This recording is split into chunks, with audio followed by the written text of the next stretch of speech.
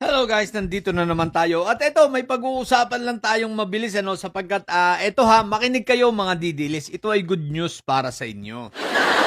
Dahil talagang itong mga nagdaang mga araw at itong mga nagdaang mga oras, puro bad news ang mga naririnig ninyo patungkol sa inyong mga pinupuon, patungkol sa inyong mga sinasamba. So ngayon, babalitaan ko naman kayo ng isang mabuting balita para sa inyo. Pero bago yun isipin nyo yung mga bad news na dumating sa inyo. Ang mga mauubos, ang may sayad block sa Senado.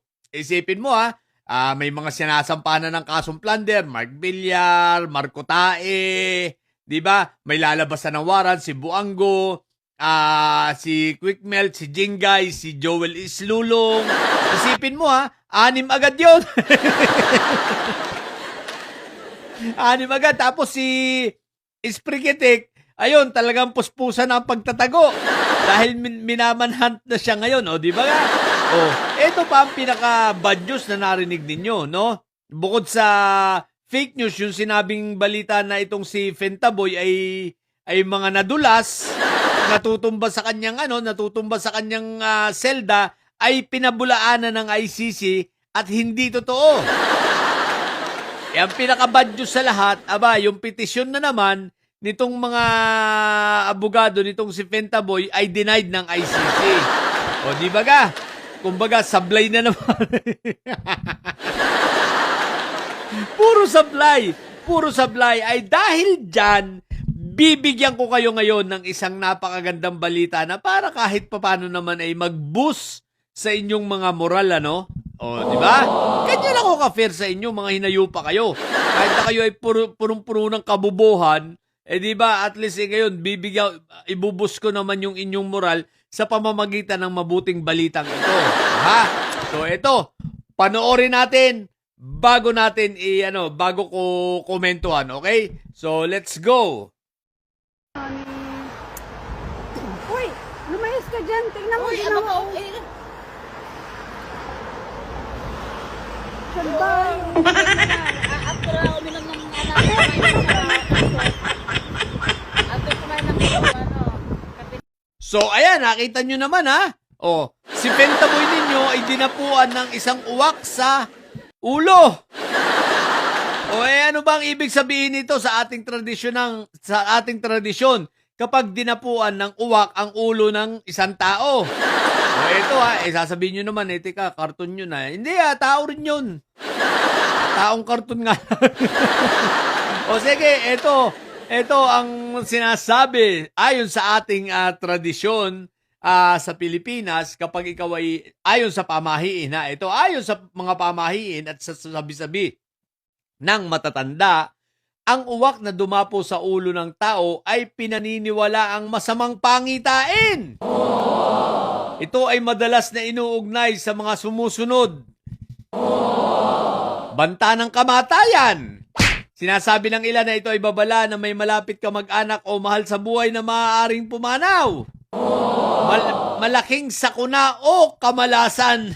Di ba? Ito ay pinapaniwala ang indikasyon na ang taong dinapuan ay makakaranas ng matinding malas o trahedya. Ayan. So, maliwanag. Di ba? Good news? Good news na si Fentaboy ay dinapuan ng uwak sa ulo. Ibig sabihin, baka mamamatay na, guys. Mga didilis, malapit nang mamatay yung puon siguro ninyo. Pero bakit ko sinasabing ito ay good news? Syempre, good news kasi good news ito para sa inyo. Kung biglang mamamatay si Fentaboy, bad news ito para sa amin. Bakit? Kasi nga ayaw pa naming mamatayan. Gusto namin tumagal pa ang buhay niya ng mga 30 taon. Para sa ganun, pagdusahan pa niya pagdusahan niya sa kulungan. Yung kanyang mga pinagagawa, di ba? So gusto namin matapos niya ang trial na yan, tapos masintensyan at makulong ng 30 taon. So all in all, mga 40 years pa ang gusto namin mabuhay pa yan ng mga 40 years. Kaya yan ay bad news para sa amin. Siyempre, dahil bad news para sa amin, good news para sa inyo. Isipin ninyo, malapit ng pumanaw. Yung tatay niyong karton, dinapuan sa ulo ng uwak. Ito ibig sabihin malapit ng pumanaw. O kaya naman, mamalasin. O ayan ha, may senyalis ng kamalasan. Ano ang senyalis ng kamalasan? Di si Inday Sayad ninyo. Si Inday Sayad ninyo, positibong mai-impeach at malamang-lamang mangungulungan. At hindi lang yon, pati si Pulong mangungulungan din yan. Di ba? O, tsaka si Manscarpio, bad news talaga yun. At ang di ba, higit sa lahat, wala na dyan sa mga dutae. Akala ba ninyo may makakatungtong pa dyan sa national position na presidente o vice-presidente? Wala na yun. Ubus na yun. Hindi na mangyayari yun, di ba? So, kaya ito ay good news para sa inyo. Mamamatay na si Pentaboy. Siyempre, bad news para sa amin kasi nga gusto pa namin humaba ang kanyang buhay. Di ba? Binigyan ko kayo ngayon ng isang napakagandang good news, ha? Pentaboy, dinapuan ng uwak sa ulo. Tarantadong uwak yun, ha? Dapat dito sa mga nandun, pinabayaan lang na dumapusol. Dapat binaril nyo yun, Di ba mga didilis, isipin mo, sa ulong uwak yun, nandadapo sa ulo. Ang daming dadapuan ulo pa ni Pentaboy. Tapos ang daming pwedeng dumapo. Dumapong klase ng ibon, uwak pa.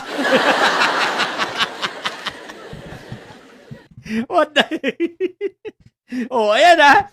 Good news yung binalita ko ha. Malapit na mamatay siguro si Pentaboy. So yun lang. So, mumundidili siya at may sayad yung tatay niyo, malapit na mamatay.